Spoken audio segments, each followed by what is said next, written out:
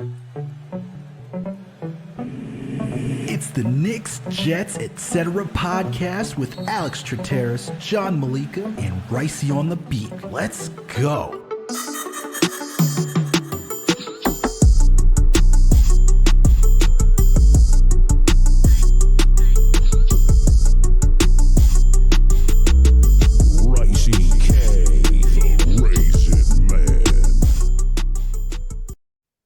What's good, everyone? Alex Trataros here with another Jets episode of the Knicks, Jets, etc. podcast. And with me, as always, my buddy, because we're pound the man, the plan, the one and only, John Meleka. All right, John, we back, man. It's a big week for us, bro. It's a big week. You know who's around the corner. It's that dreadful, hated, disgusting enemy. I have to live in this state. I have to look at all the gear every single place that I go. I can't. It is gross, my man. It is gross. I am ready for this week, though. I've never felt ready for a week against the Patriots in my life, but I'm ready. How are you feeling? Dude, I am so excited that you're pumped up for a Jets Patriots game because you're usually the pessimist here. So that gets me hyped from the beginning. And man, I've been screaming 6-3 for so long through this bye week. Like I'm ready for this game as well. If I'm being honest with you, I may or may not have rewatched. I'm sure it's gonna come up today with the last time the Jets beat the Patriots. A little Mark Sanchez action, 3 touchdowns, career high.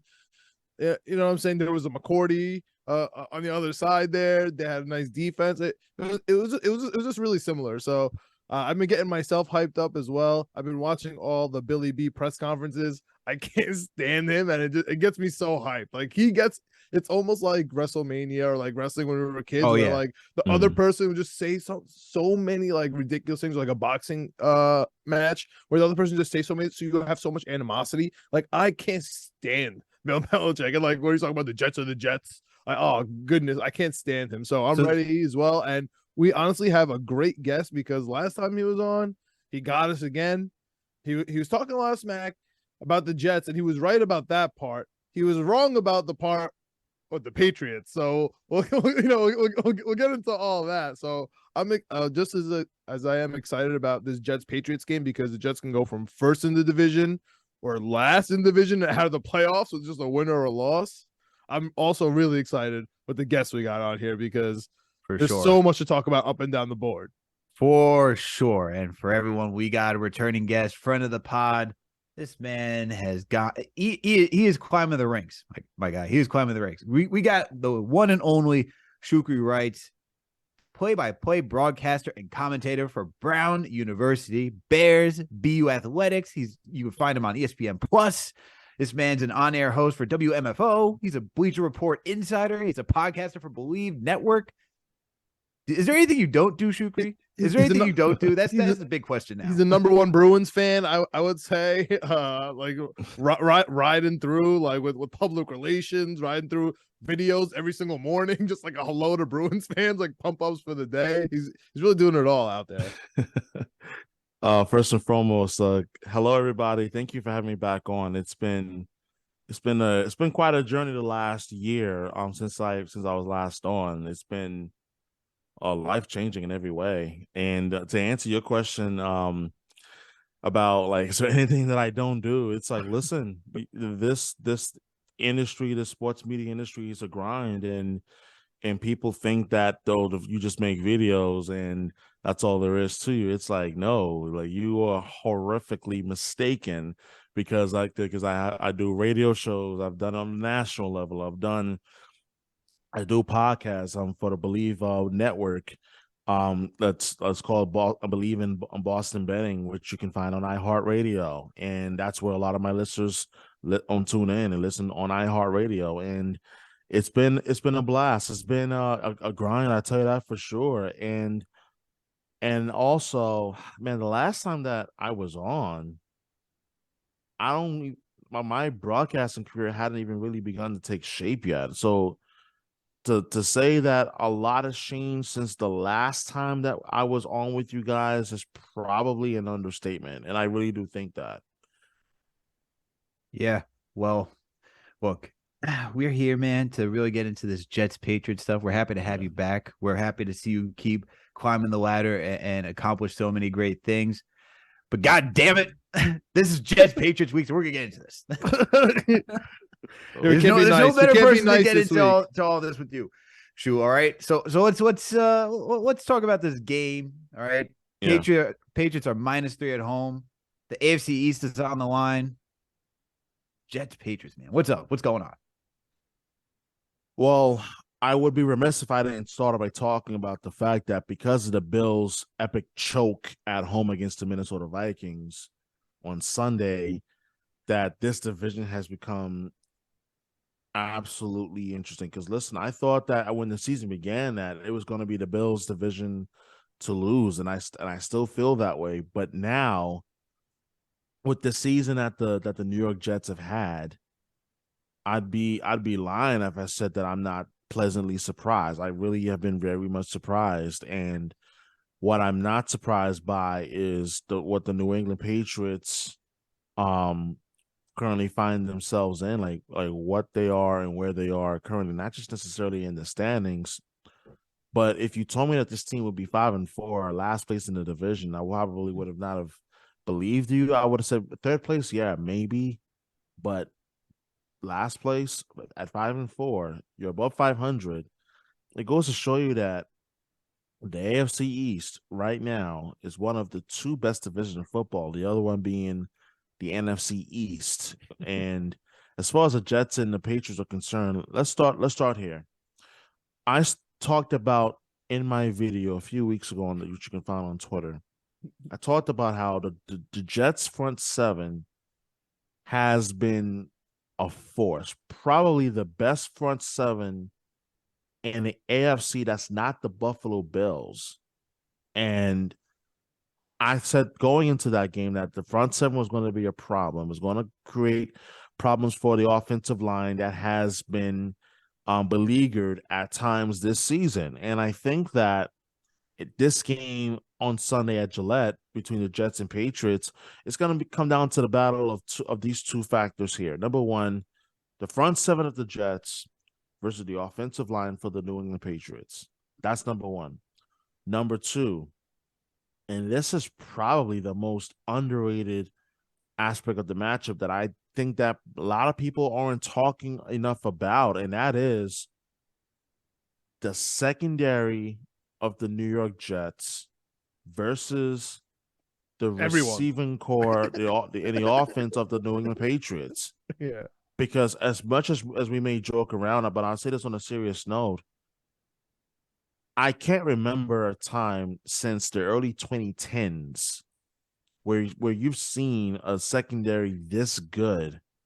And of course, I'm talking about Sauce Gardner, who is by far the best corner the Jets had since Darrelle Revis, a future Hall of Famer.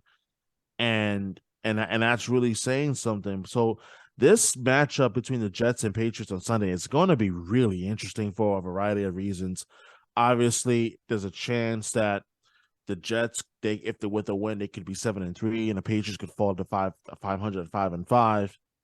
But between the battle of the quarterbacks between Zach Wilson and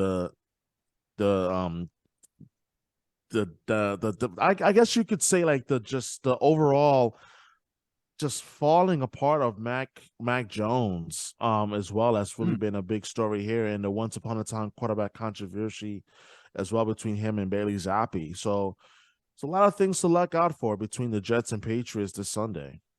So that's actually a good segue to the quarterback controversy that the Patriots have had this season.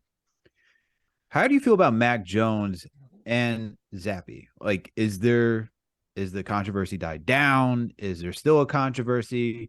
Are you thinking that the Patriots got to go back into the draft to look for another quarterback? What are the whole thoughts? To be frank with you, I think that controversy hasn't really died down. It has, but it's not a fever pitch as it was when Bailey Zappe was starting in replace of Mac Jones when he was injured. He had that high ankle sprain.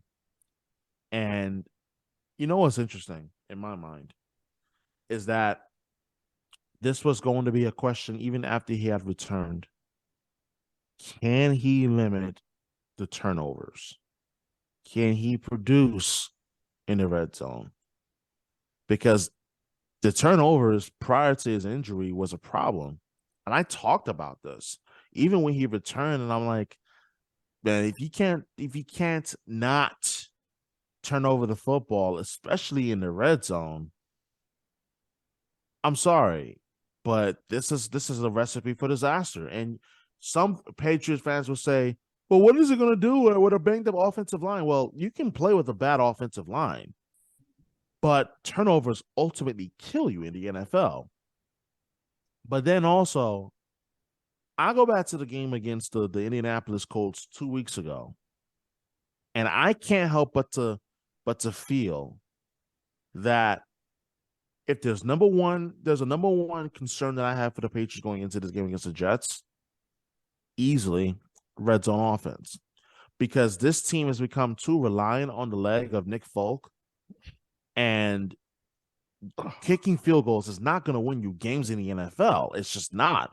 And to top it all off, in conclusion of this point, I genuinely wonder if the regression of Mac Jones, and that's the word I wanted to use, was regression. If the regression of Mac Jones has all to do with who Bill Belichick brought onto the coaching staff in Joe Judge and Matt Patricia, or what we saw last year was the ceiling for what Mac Jones could potentially be as a starting quarterback in the NFL.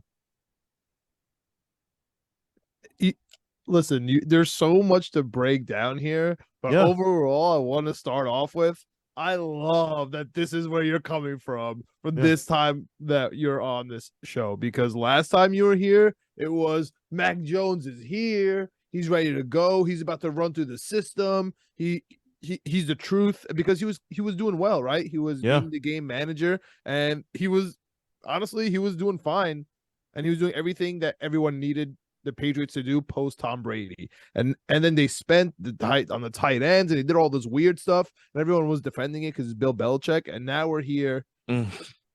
I wasn't one that was defending it. I was like, this is concerning, because anytime that you're spending money at a exorbitant level in free agency, it's not a good sign. Yeah, so bad. Sign. And you know what else isn't a good sign? And where, as Jets fans, we could really, really show you the way here. When you have two quarterbacks, you have no quarterback. Oh, man. Yeah. I said this like literally. It may not have been on specifically on the Monday night game against the Bears, with the game that I was at, but I've said this during that stretch. I'm like, if you got two quarterbacks, you got none. And I even said that in a recent podcast interview what I did with Sammy P of Nesson and Fox Sports on a Believe in Boston Betting podcast, and we both agreed on that very focal point. If you got two quarterbacks, you got literally none. And here's the problem that I also find with this situation. These last few games, or as you could say, the unofficial second half of the season for the Patriots, I feel like this is a make or break time for the organization for a variety of reasons. And it's not just only limited to just the Patriots versus Jets, although I'm not minimizing the enormity or the significance of this game, because obviously it's a divisional game. That's number one. Number two, out of nowhere, suddenly there is a path for the Patriots to actually make the playoffs, which will be a miracle in its own right. That's number two, considering all things. Lastly, number three, I look at this matchup and I say to myself, if you are a neutral observer, which position would you rather be right now? If you're looking at it from a organizational standpoint, would you rather be in the Patriots position right now, or would you rather be in the Jets position right now? And even as a Patriots fan right now, being blunt, I would rather be in the Jets position right now than to be in the Patriots position. And the reason is this, and it's very simple. There's no hot take. The reason is because, at least with Robert Saleh, you already see that there's organization. There's already, who's your offensive coordinator. You know who's your defensive play caller. You know what you have on your coaching staff. Meanwhile, here in New England, you don't know what the fuck you have. And pardon me for me cursing, but It's all good. let's just be real. Who's your offensive coordinator for the Patriots? I don't know. Yo, But who's your defensive who's defensive coordinator? I don't know. Is it Steve Belichick? That's the genius, bro. That's the genius in the hoodie that just mumbles. That's not to the you. Genius. That's the dumbassery in the hoodie. I love Like, this. Oh man, let's just, you're speaking this- to my heart, this man. podcast Let's just be is- honest. No, hold on. Like John, this is where we go back to last year when I was on the pod. Last year, I was talking a lot of shit. Oh please. You were spicy. Yeah. I was talking a lot of shit. But you know what's amazing about what life does in a year? It gives you perspective to be able to like just take a step back and look at things in plain sight. Something that a lot of people in Boston can't seem to do, especially when it comes to the Patriots in that regard. Like how do I put this? Before the season of 2021, when the Patriots went on that spinning spree in the offseason, they bring in Hunter Henry, they sign Jonnu Smith, and they also go out and they get another receiver as well, Kendrick Bourne as well. But that's just the name of some of the free agents that the Patriots have signed as part of the spinning spree. The thing that I keep coming back to was, why didn't the Patriots draft better at the key premium positions? And then Josh McDaniels leaves goes to the Las Vegas Raiders. We all know how much of an abject failure that has been so far. But here's even the bigger question. Why did you turn to two former head coaches who were failed head coaches with the Giants and as well as the Detroit Lions, respectively, and have him work with a quarterback that you need to level up in year number 2? Instead, he's gone more backwards than a Michael Jackson moonwalk. That's just the reality. So a year ago, I was talking shit. Hell yeah. Now I'm like, well, what's the point of me talking shit when the reality has sunk in, at least for a lot of us that are in the media, versus as a fan, you're like, Mac Jones is the guy. It's not his fault, blah, blah, blah. And it's like, yeah, that's debatable. That's very debatable. But I rest my case. I love that from your perspective, the Patriots are in shambles. The fan base or the media has finally realized that Bill Belichick cannot draft. I've been screaming it for at least 5 years. I've been saying this for a while. I love this. And you can't draft receivers. I've been very consistent. Anyone. No, he can't draft anyone.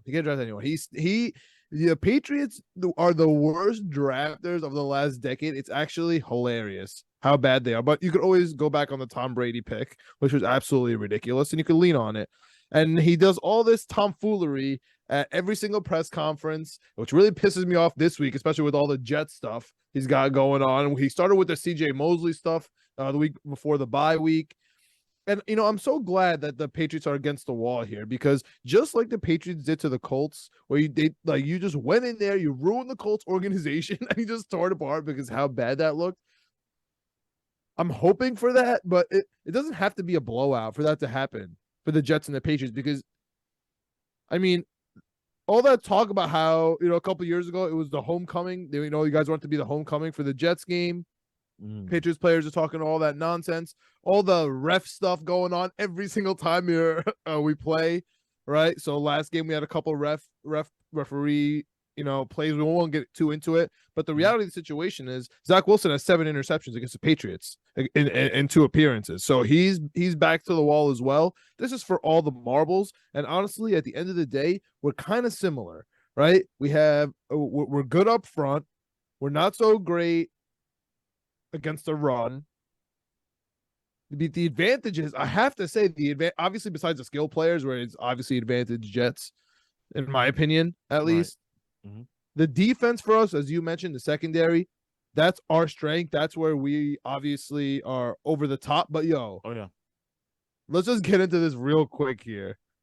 Matthew Judon, the red sleeves. I've been joking around. That's my nightmare this week. All I've been thinking about is the red sleeves. That's all I hope everyone's thinking about. If we stop the red sleeves, we could honestly take down the Patriots, because you said Nick Folk can't win you games. That was the last thing that he did to us. He won them the game. Thank you, Alex. That's It literally wasn't the Mac whole Jones. game was Nick It Folk. wasn't All Mac I Jones. did, Shukri, I was at the game. All I'm doing is I'm watching Nick Folk kick. Oh my god, kick again. We stop him. Our referee gives the Jets the ball back. All right, another Nick. It was literally my whole life as a Jets fan in one quarter. Like in one game, it was just Nick Folk making kicks for the stupid Patriots and said referee stuff, a pick six back, a penalty that makes no sense. Yo, like if you want to look at me in the eye and tell me that CJ Mosley on Mac Jones was a penalty when he went in head first and he ducked into CJ Mosley going for the first down, and you got more points off of that, another Nick Folk field goal. I mean, it's insane. It was, you know what's funny, and I'm glad you brought that up, John. In all seriousness, that wasn't a penalty. I knew in my heart of hearts, like, no, the Patriots definitely got away with one, but that wasn't the reason why the Patriots won that game. In all seriousness, like Zach Wilson, because like there you go. Yeah, no, Zach Wilson sucked that game. Like Zach Wilson was atrocious. 7 interceptions versus the Patriots, bro. There's no excuse. There's no. That's why we could talk about everything. There's no excuse. 7 interceptions, but he's scared of Matt Judon. I would be too. And here's the thing, like, in this podcast, I've made it a conscious point. Like, I'm not coming to you guys as a Patriots fan. I'm coming to you guys like no. As a matter of fact, this is what I see. And whoever here in Boston is gonna watch or listen to the podcast that's gonna get angry at me or whatever, I'm like, listen, here's a finger to you. Fuck your feelings. I'm gonna tell you exactly what I think and what I honestly feel deep down inside. Like, this is what I already do, or to begin with already, to piss off the masses. Like, take your feelings and shove it where the sun don't shine. I don't care. The fact of the matter is this. When it comes to the Patriots and where they currently are right now versus where the Jets are right now, I feel like with Zach Wilson, you could actually see that he has a lot more growth to do, and he's just starting. Whereas with Mac Jones, I genuinely wonder, is what we saw in 2021. Was that the best that we were going to ever see from Mac Jones? I could be wrong. I admit that. But I also wonder, did this drop-off in production and decision-making come from the lack of having like an offensive coordinator? Or did it boil down to just bad decision-making? Because it's been bad decision-making for a lot of the chunks of the season. I've been to 2 home games so far. Mm-hmm. I've been to the others, like a couple of others, tailgating or whatnot. And for the games that I was at, especially the home opener against Baltimore, it was decision making more than anything else. It was not. Oh wow, poor playmaking, blah blah blah. Like, although it had a factor, but the interceptions, the turnovers. And then when you get into the red zone, and this is the thing that worries me the most, especially when you're facing up against a team like the Jets. They're not a pushover, and the people that are saying, "Oh, the Jets are gonna be the Jets," I've been a firm believer in this statement. Like, your coach sports, said that. like your forever, coach, it's not even the fans. Your coach said that today. But I hate him so much. Right. But I've been a believer in this statement for the longest of time, and that is, every dog has its day. You can beat a dog down as many times, only but for so long. But there's gonna come a day that dog is gonna get up and literally bite back, and it might just be at your jugular vein where you may bleed out and die.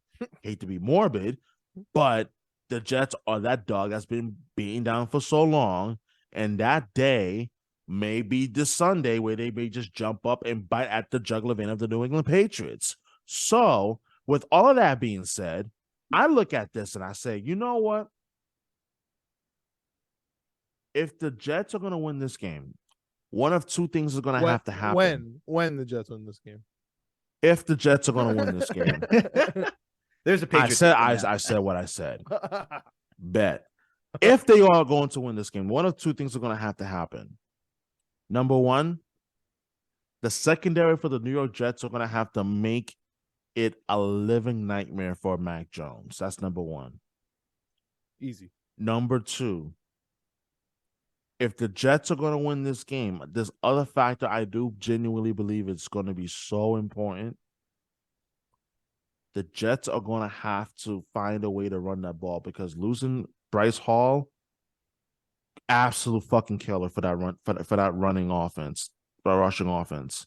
It just is because he was balling before he got hurt, and so we traded for James Robinson, and him and Michael Carter is an okay 1-2 punch. Yeah, it's not the same. Breece Hall. It's not Breece Hall. No, it's not been the fine. same.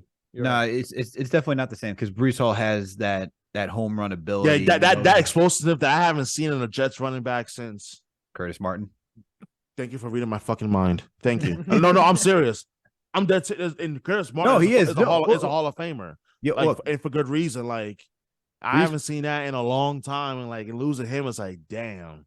That's going to be the thing that Jets have to find a way to run the ball on Sunday against this Patriots on front seven, in which that they have gotten gashed on the ground time and time again. At one point, they were allowing over 100 yards on the ground per game, despite having one of the premier pass rushers in the NFL in Matthew Judon, but still they were getting gashed up the middle at one point.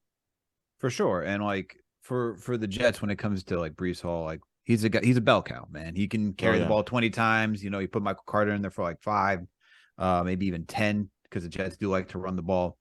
But losing him has been tough. But we saw James Robinson and we saw Michael Carter do a really good job against the Buffalo Bills. And sure, the Buffalo Bills are, you know, they have their own injuries and whatnot. Jets got their own injuries, so I don't really want to hear that. Everybody does, yeah. Yeah, so, but the Jets were able to play against one of the top teams in the AFC, NFL, and they were able to win. And they were able to maintain time of possession for over 30 minutes. So that's impressive. So I think James Robinson and Michael Carter can get it done because they're both not slouches. If anything,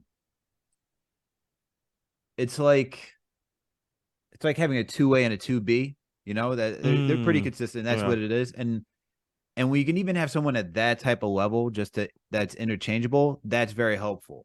The question, as we keep coming back down to, is Zach Wilson, right? Can Zach Wilson actually protect the ball? Can he actually get it to his receivers? Can he not feel the pressure? Because the one thing that Bill Belichick did against Zach Wilson, he's done twice now, is that he's able to get the defensive line so good to get pressure on him, but then he'll just stunt. That defensive line will stunt, and there's no even pressure. And then Zach Wilson's just terrified and just starts rolling out and starts throwing and doing things he doesn't need to do. And he starts to forget his whole mechanics. He doesn't have the back foot set. He starts doing the thing that I really hate, which draft analysts like to say, "Oh, you can throw off platform." Well, off platform doesn't help in the NFL. I don't care that he can throw in the air. Only a few people can do that, and Patrick Mahomes is one of the very few.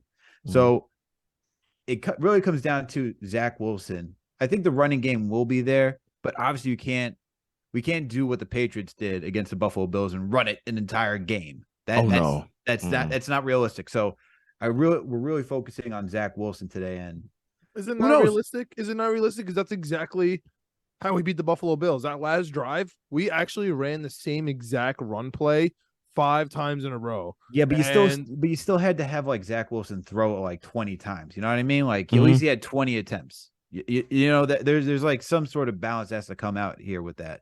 Yes, 20 attempts and maybe 14 or 15 completions. Like I think that's bare minimum. Like complete 75% of your passes. Like I don't think that's asking too much. I think that's very much reasonable. And I mean, you don't have to like throw like the home run like ball or whatnot. Like you just short intermediate passes and make the Patriots defense like adjust accordingly. And you talk about like the secondary for the Patriots, and the secondary for the Patriots is nothing to sneeze at either. Like I really like what I've seen in the secondary, especially from Jack Jones or like Devin McCourty and like I mean we can sit here and we can talk about what Jalen Mills had been able to do at times, and everything else. Like, but it's like the Patriots have found a way to like show up the secondary. But this is where I think like if you are like the Jets, you gotta try to exploit them at least through like the short intermediate passes. Otherwise, you're not gonna be able to get much going in terms of like being able to like make that home run on like throw down the field for big yardage gain. And yeah, so like it depends what happens, and we'll see what happens. We go from there. So since that game, Zach Wilson's improved how fast he gets rid of the ball. He got rid of it almost a second faster, and since then he's been really improving. He's had no turnovers. The Jets been moving the ball. James Robinson week another bye week to get acclimated mentally and physically. The Jets are as healthy as ever. Sheldon Rankins, our defensive tackle, is out. That's the only thing. We have Tanzel Smart in there. Otherwise, our right guard, Nate Herbig has been great. He didn't practice, but the coach said he's going to be all right. Yeah. Elijah Moore going into the slot. The Patriots are pretty healthy, except for your defensive tackle. He might be sick, which would be huge for us, especially against the run. But we'll see about that. But otherwise, it's mano a mano. It's another rematch. It's going to be another low-scoring game. The Jets, again, have a chance to put it to the big brother, is what it is. 13 straight losses. I'm watching playoff games from NFL Plus barely has it. Like, I'm only 2 years away from them getting rid of it on this. Like, I barely have it. I'm watching it. I'm going through it. It's the same defense. It's the same offense. So, Belichick does have a point where he says the Jets are the Jets, but the Patriots are the Patriots. They're running the same exact stuff. It's just way different when you see Tom Brady do it. But anyway, I think the Jets are going to go into Gillette, and they're going to win. And I think they're going to be first place in the AFC. I think the Patriots are going to easily recover from this. I know you said you were worried about Patriots in the playoffs. I don't think they have a nice schedule coming up. Bill Belichick, nice schedule coming up. I know they have the Vikings coming up after. We got a very difficult stretch coming up of games, like including Belichick's not going to lose to rookie head coach, man. Don't be ridiculous. Like, I'm just saying. I'm just saying. Really? I mean, McDaniel. Does McDaniel count? Listen, McDaniel. I'm not even thinking about it so much in terms of like the Raiders. I'm not even worried about that in terms of just what I was about to say.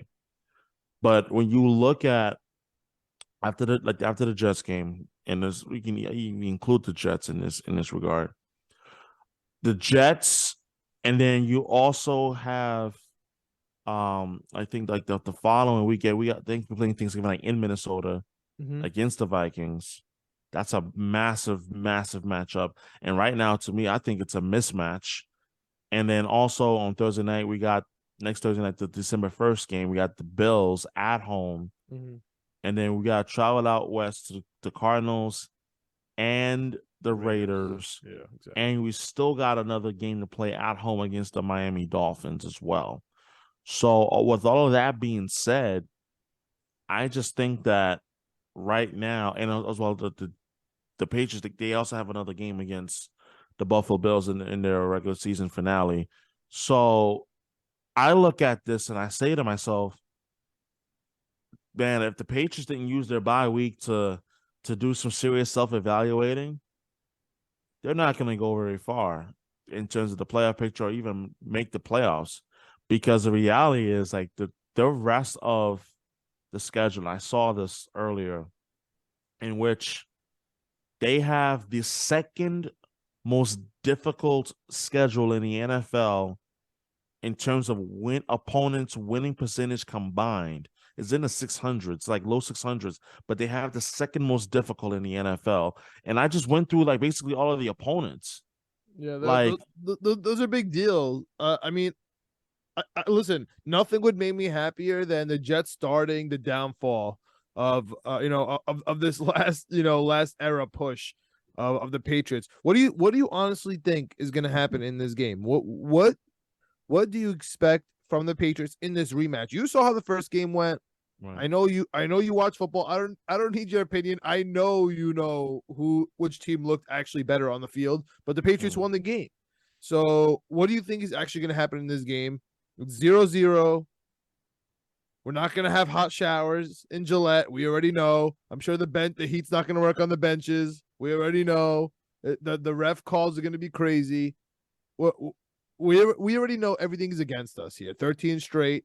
I would have said that didn't matter, but the weather just changed within a week so quickly. We went from 70 last week up here to now. So now freezing. Yeah, it's freezing. So what do you think, man? It'll be an interesting game. What do you think's gonna happen, man? What do you think?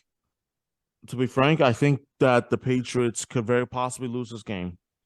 And I'll say that because I do think that if you are the Patriots, you have some legitimate questions that I need answered. I think all Patriot fans need to have answered heading into this game, especially for the home stretch of the regular season. I'm saying that, I'm rooting for the Jets to lose. No. But I'm telling you from what I truly see and have seen from this entire season so far, I think that if Zach Wilson does not turn over the ball, this could very possibly be a game that the Patriots may find themselves like completely overwhelmed, because I do think that even though the Patriots, they do have some weapons, but they're not explosive weapons.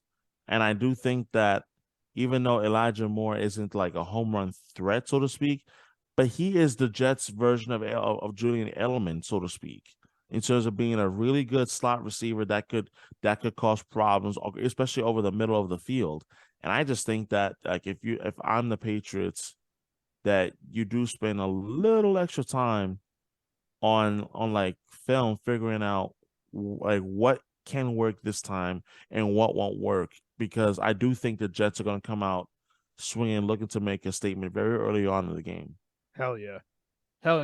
And I'm so sick of this Bill Belichick calling timeouts because you saw our plays. I'm so sick of this. I'm so sick of the nonsense, man. I just want a nice, clean game. Can we have a nice, clean game with you guys? So annoying. You guys are so damn annoying. I can't. And when you say clean, franchise. you mean like lack of drama type of game, or like no ref nonsense, no, you guys saw our plays and call the timeout so you could readjust.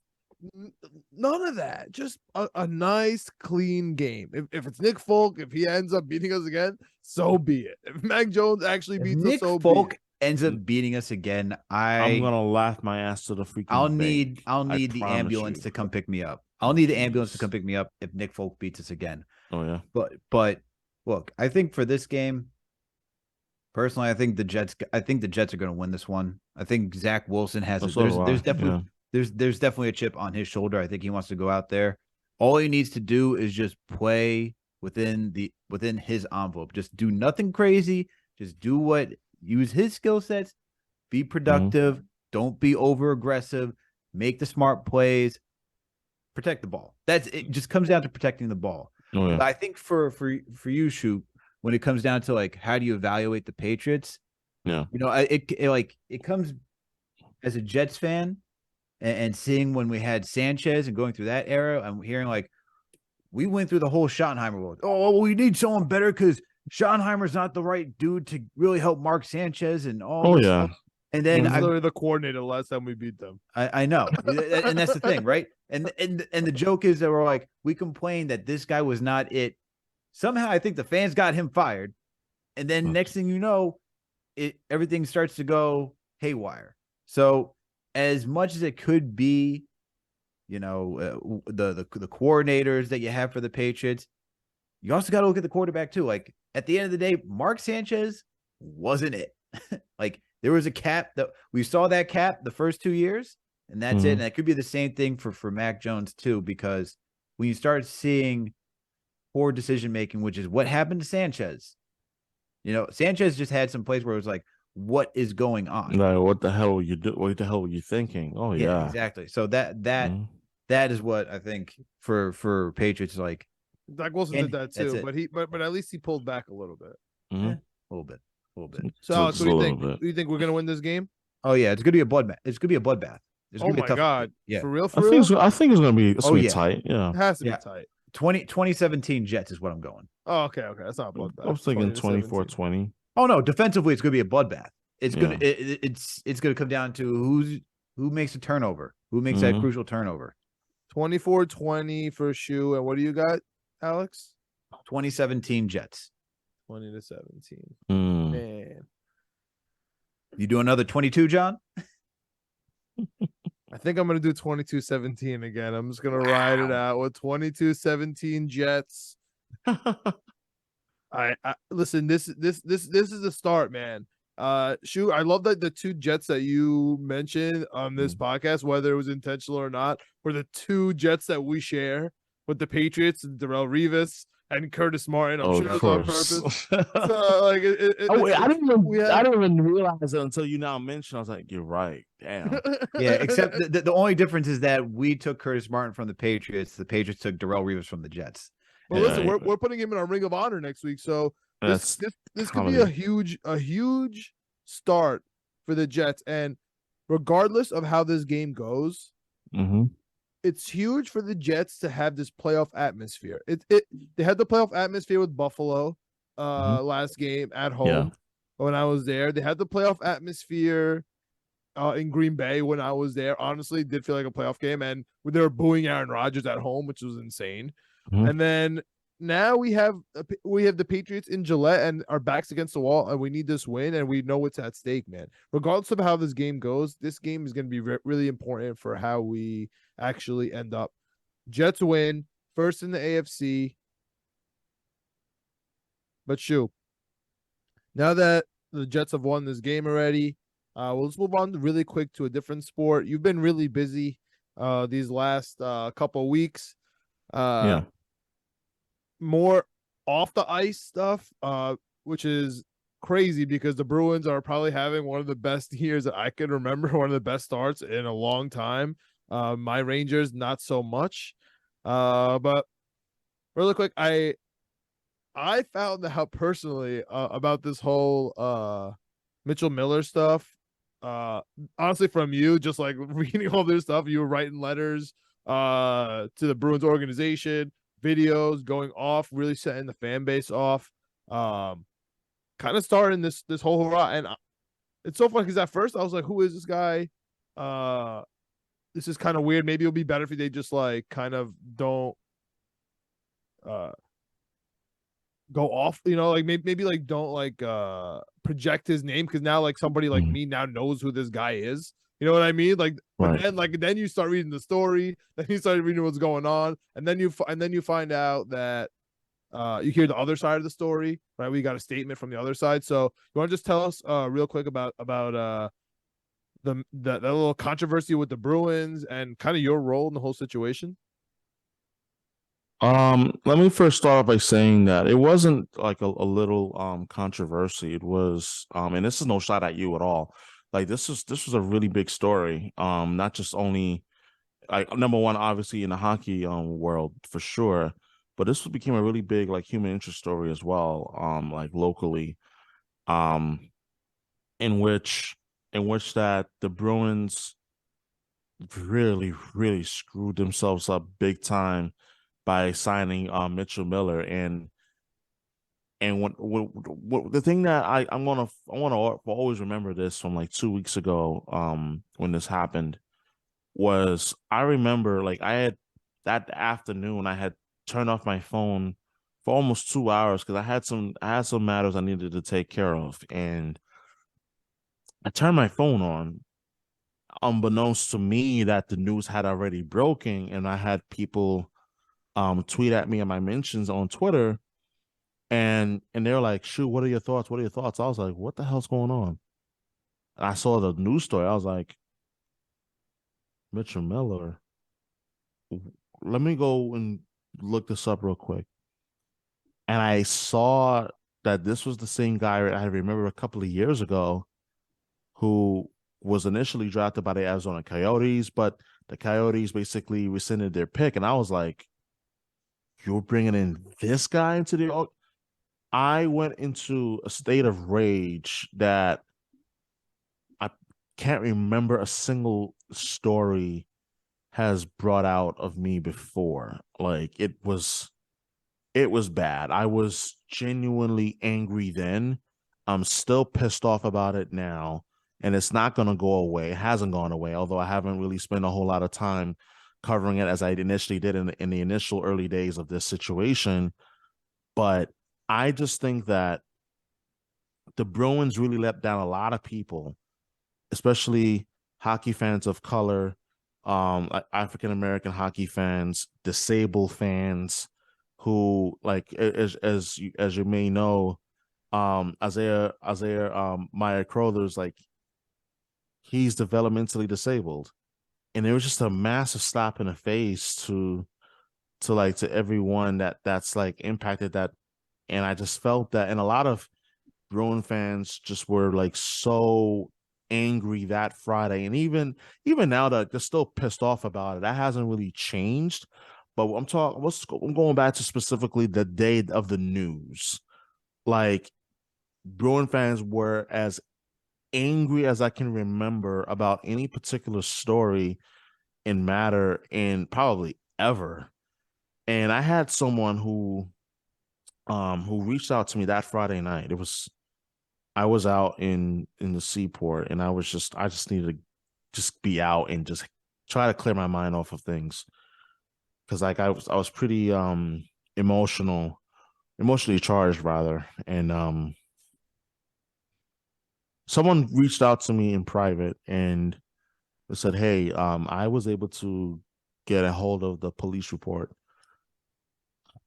and when I saw the police report, I knew then that this wasn't about me. This wasn't. I already knew that before. Obviously, that doesn't need to be explained, but I knew that I needed to get this information out there. I'm like, this was something that people need to see, and I just thought that it was funny that there's, you always want to have those morons, a very small percentage of them that's going to ask you like, well, what are you trying to gain from this? Like, what exactly is there for me to gain? What exactly is there to gain from someone who went through 6 years of racial abuse, emotional abuse, physical abuse? Like, no, this wasn't just some mistake that a kid made at 14 years old. 6 years of physically, emotionally, psychologically abusing someone and racially abusing someone, that's not a mistake. That's a choice. That is a choice that you consciously made day in and day out, and you show absolutely little to no remorse for it whatsoever. So that Saturday morning, I remember I was genuinely mad. Like I remember waking up being in just a very angry place, and I just went on this rampage where I did not mince words. I did not hold back with how I felt. And that morning, I was just in the process of trying to get myself ready for the day, because I had an interview as part of a documentary that I was a part of, and I remember the mother of Isaiah, Joni, she reached out to me, and she reached out to me via email. Somehow, somehow in a way that I didn't see coming. I didn't even expect, but the mother reached out to me, and I just remember like just being blown away. And I'm gonna just paraphrase what she told me. She was just like, "Listen, I appreciate the fact that you're standing up for my son." And that, it hit me, because it was just like, I wasn't doing this looking for attention. It was never about that. I've been a black hockey fan for at least more than half of my life. And stories like this hits home for a sport that is predominantly white and has not always been welcoming to fans or even players of color.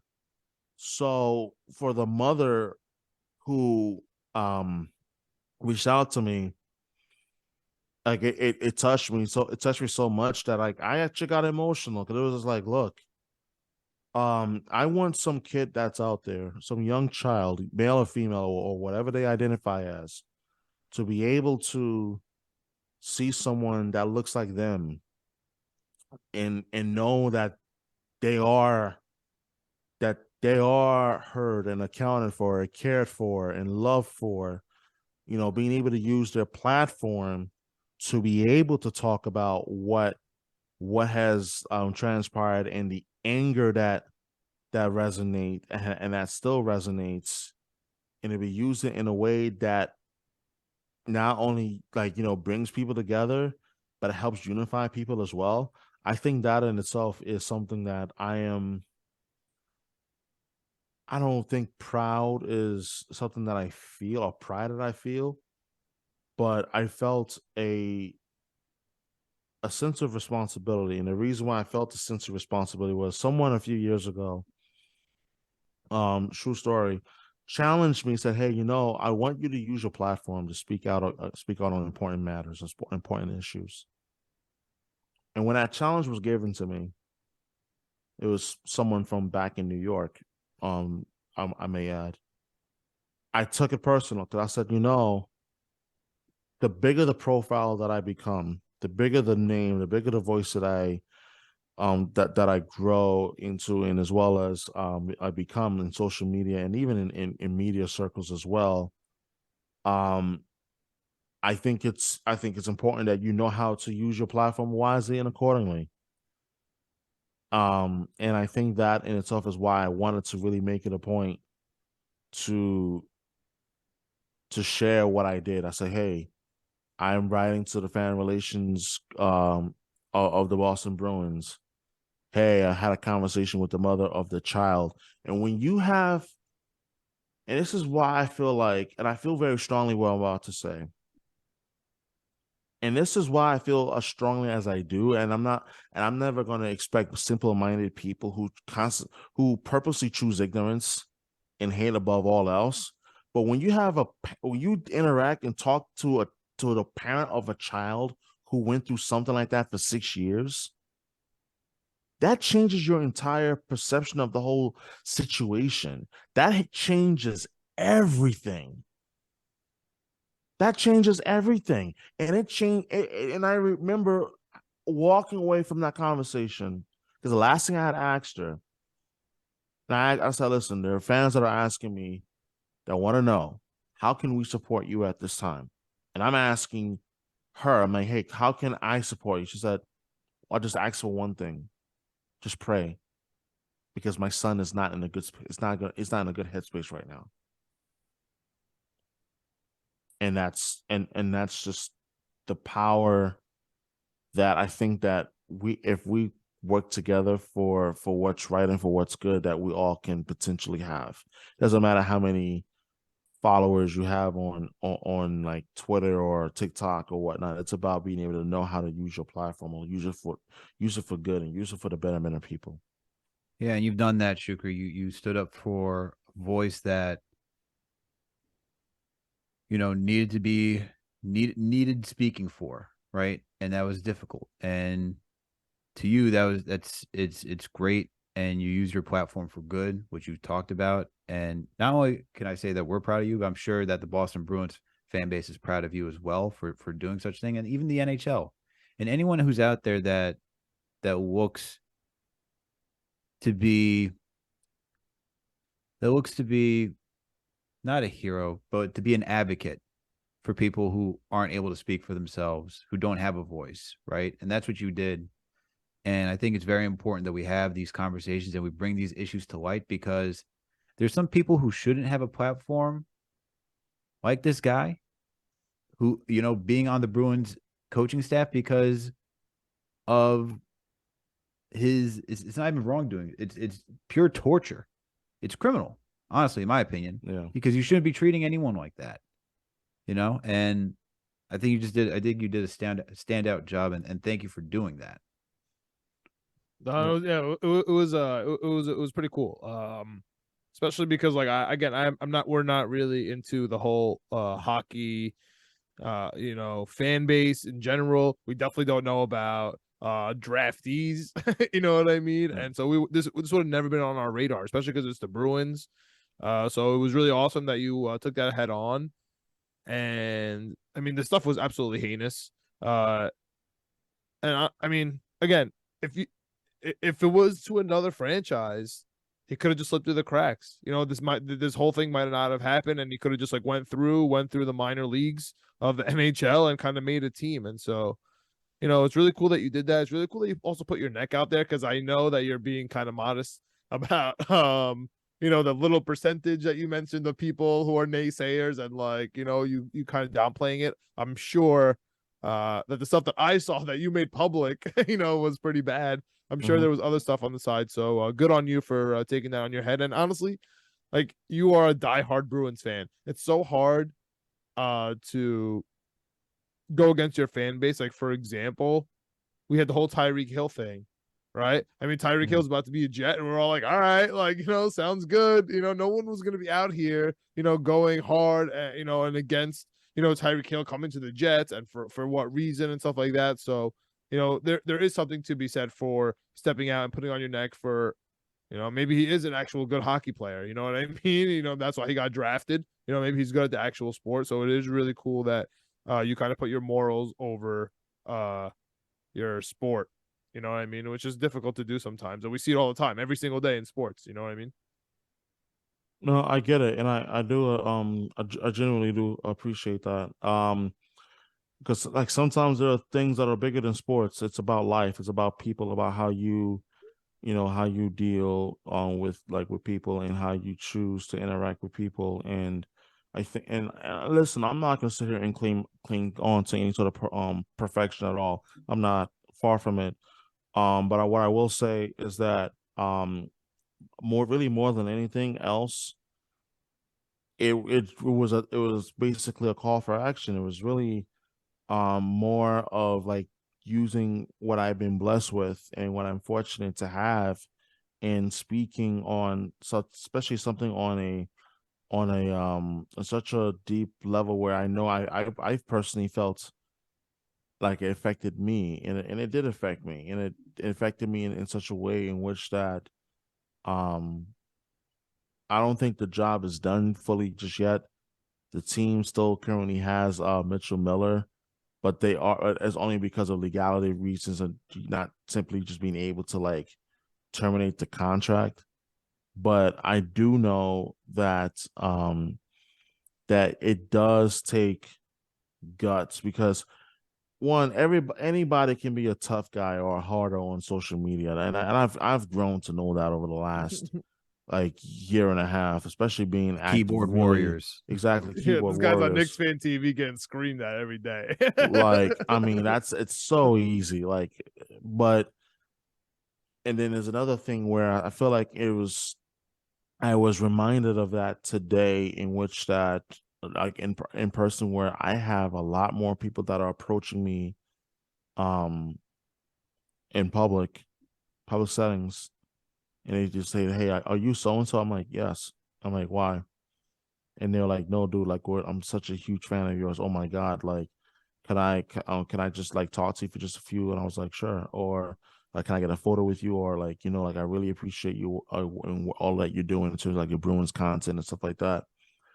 And I'm not gonna lie, it's extremely humbling. Like, it's extremely um it's powerful.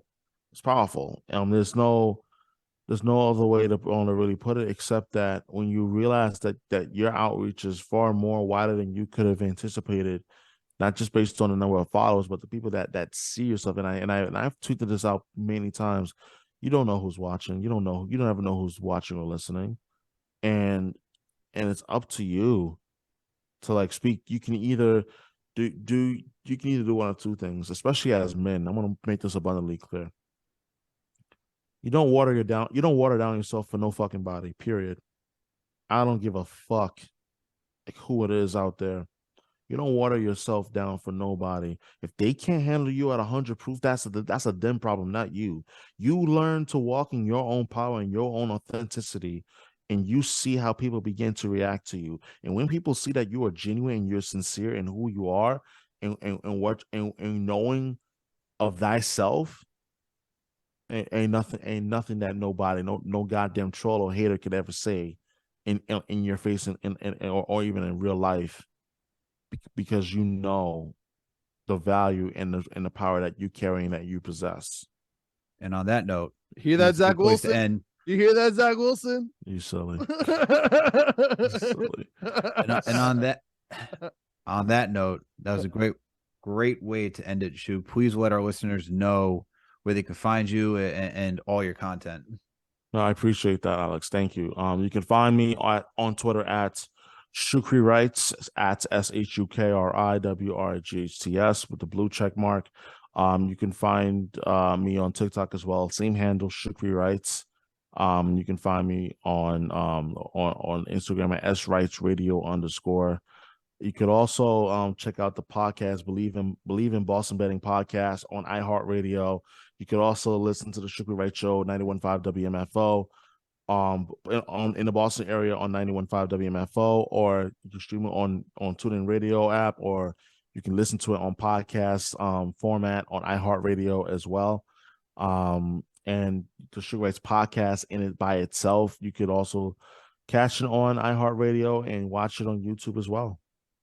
Awesome, Shu. Thank you so much for coming on and breaking down, the Jets versus the Patriots game, and really giving us an insight to this Mitchell Miller debacle. Yeah. For the Boston Bruins. Really appreciate it. And to all our listeners out there, thank you all for tuning in. We hope you enjoyed what you listened to. Please make sure to follow us on all social media platforms. All right. We're on Facebook, Twitter, Instagram, TikTok, you name it. We are there. I'm doing it backwards today, John. I feel like doing it backwards today. I mean, all Alex, right. where else can you get Jets Patriots coverage, Bruins controversy, and a sermon? Where else are you getting that besides Knicks, Jets, etc., baby? Only here. And if you're listening to Knicks, Jets, etc., you also know what you got to do. You got to make sure you download this and subscribe on all audio listening platforms. We're on Apple, Spotify, Google Play, Amazon, Alexa, Stitch, you name it. We are there. If you listen to us on Apple or Spotify, please make sure to give us that 5-star rating. And if you listen to us on Apple, please make sure to leave a review or comment. You can also find this podcast on the Jet Press or the Daily Knicks, because we are partnered with Fansided and Minute Media.